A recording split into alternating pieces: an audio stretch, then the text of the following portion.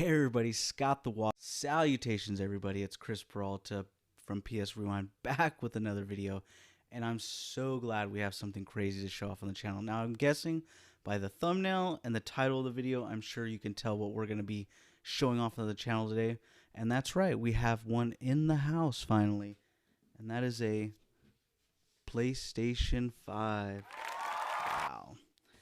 Special shout out to Mr. Leprechaun, aka Aaron, for donating to the channel. So gracious to let us show his console off on the channel. We can do a comparison with the controllers, the new DualSense versus say the DualShock 3 and 4. We can also compare the sizes to the consoles. I have the PS3 and the PS4, and we can go from there. And I also wanted to give you guys a little impression, say, of the UI and having it over the last couple of days to see if it's really worth it and is this the next step for the next generation. But as always, guys, subscribe, like, always appreciated. But let's jump in. All right, so here we have the box itself. Now this thing is massive. It's actually really heavy. I was actually pretty surprised about how heavy it is. That's the back of it. You get the 825 gig storage. This is the SSD.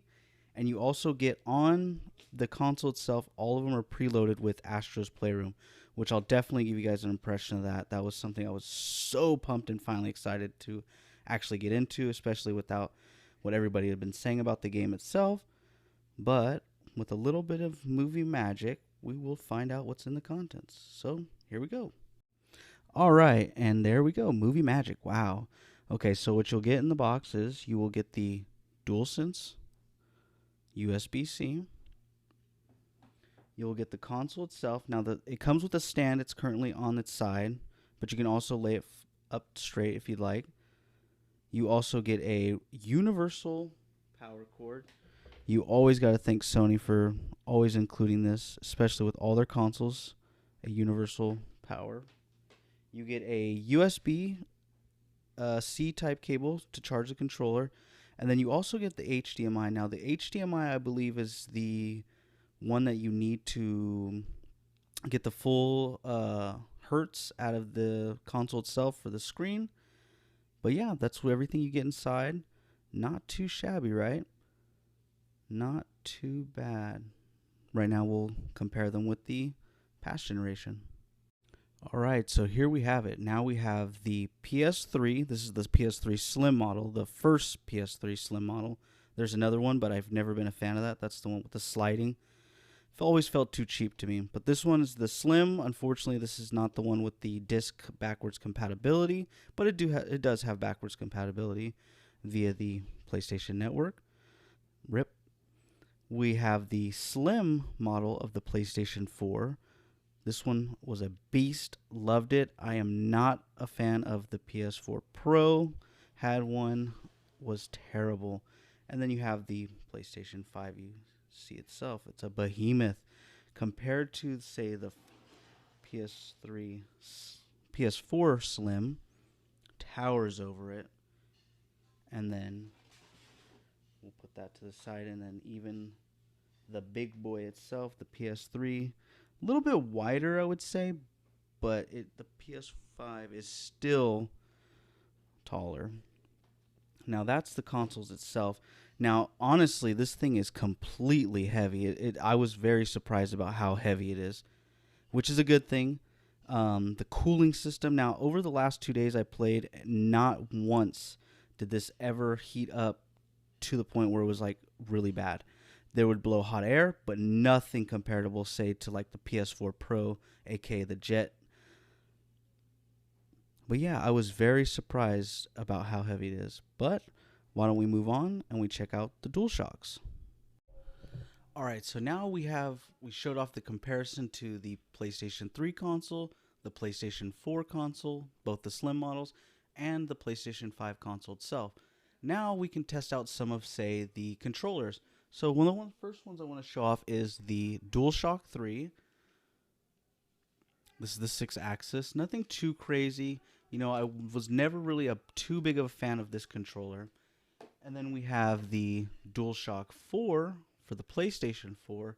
Now, this controller took some time for me to get used to. I had been playing on the Xbox 360 controller and the Xbox One controller. Those have been my favorite up until a lot of this. But I got used to it. I love the touchpad. The share button was always one of my favorites. Seamless to stream on Twitch or capture clips or even the photography mode.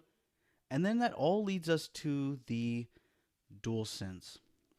Now, this controller, after hearing much people talk about it in the industry, I was very excited and hyped for this controller, but I didn't know what it would feel like. And that's why I was so glad to finally get to hold one, to try it out, because I think it's so hard for you to imagine or really get the grasp until you handle one in, well, your hands.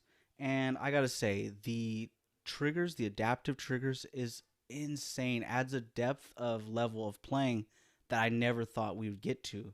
Now, the touchpad works a lot better. There's actually a mic built in. It has a switch and it lights up so when you know you're muted. Yeah, and it has the same little the start button, the share button, and overall it just feels so premium compared to, say, even the DualShock 4. It has a nice rigid texture around the thumbsticks, which is very nice. I never liked the DualShock 3 because of that. The concaved thumbsticks, I never liked it. Even though they did improve it with the DualShock 4, still wasn't my cup of tea. It took me some time to get used to. But when you get this controller in your hand, it just feels so premium. Hands down, I will say, this is my favorite controller right now. Even beats out the Xbox One and 360 controller for me. I was so impressed with it. Now, with this one, another great thing about these Sony controllers is that they all are built-in rechargeable batteries. So you just plug and play, go. And this one lasted me, I would say, a good, at least in my play time, it lasted me a good 6 hours with a full charge and not having to worry about the connecting the cable or it dying on me. I was very surprised about that. Also has a port so that way you can plug in, say, your headphones if you want to be immersed with that. Now, later on in the channel, we will definitely get a chance. We will try out the 3D headset they have for the console itself, and I'll give you guys my impressions of that. But anyways, why don't we move into and give it to the UI itself. And there you have it. Just got the platinum for Astro's Playroom, 100%ed it, and wow, I am so glad that is one of the titles that is packaged with every console. It really shows off the DualSense, the adaptive triggers, the touchpad, the motion, and just overall gives you a great value for why you're getting this and why it is the next step up in the DualSense generation of controllers. I was so impressed. There's even a part where you have to blow air into the port and move things. I was so surprised. Now, one of the things I wanted to show off was like a comparison to two games on screens, but I got a wonky setup and I didn't want to show something crappy for the channel. You're just gonna have to take my opinion and just some of my impressions, but I can guarantee you it is loads faster than certain things. For instance, I did test out the PlayStation 4 version of Destiny 2 versus the PlayStation 5. It is a night and day option. Being able to play Destiny at 60 frames, being able to change the field of view, incredible. It's almost like you are playing a different game. Being able to switch in between activities, going to different planets, it was all very fast. Now, in between there was some load screens, but nothing comparable to, say, the PlayStation 4 version. Now, it's hard to say. Those are just, you're going to have to take my opinion on that, but it is way better. Now, there's also other games that I haven't tried yet that are all upgraded. Say, God of War 2018 is at 60 frames. Ghost of Tsushima already has some updates to it. I don't believe there's a Last of Us Part 2, but I'm sure they're working on something with maybe the online faction modes that'll eventually come. But overall, very impressed. Now, Astro's Playroom, I would love to see more of this game. I actually want more. I would pay a full $60 for a full version. I really got Nintendo vibes off of it, as in it's a great platformer.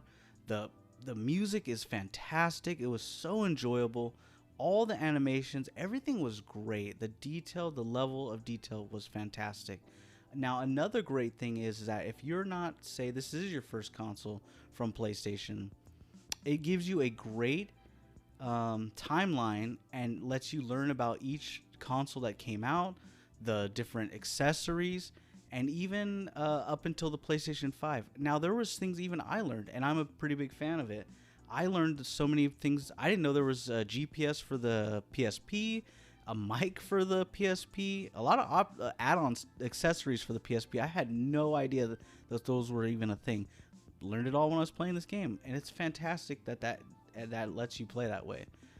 Now, is this worth the money? Absolutely. Now, I don't think it's worth the scalper prices. That's a different territory. But if you're talking about getting, say, this is the digital edition, $3.99, that's a great price. Even the disc version at $4.99 is still a great option if you're still wanting to go that physical media. Now, with the whole physical versus digital, it's hard to say. Maybe if you guys would love to see that, I would love to do a video talking about the game preservation and maybe some of the backwards compatibility, a lot of the recent news that Sony has came out with. If you guys would love for me to make a video on that, I would definitely want to do something like that and talk about it on the channel. Other than that, I had nothing but a fantastic experience with it so far. This, to me, is only just the beginning of this generation and what Sony and PlayStation have in mind. But anyways, guys, wanted to say a shout out to Mr. Leprechaun again for letting me unbox his console. And thank you guys so much for checking out the video. As always, subscribe. A thumbs up helps us out in the algorithm.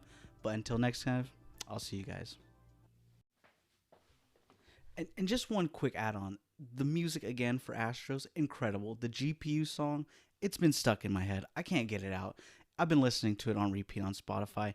If you haven't, just go check out the song. It is so good. It's been stuck in my head. But yeah, all right, I'm done.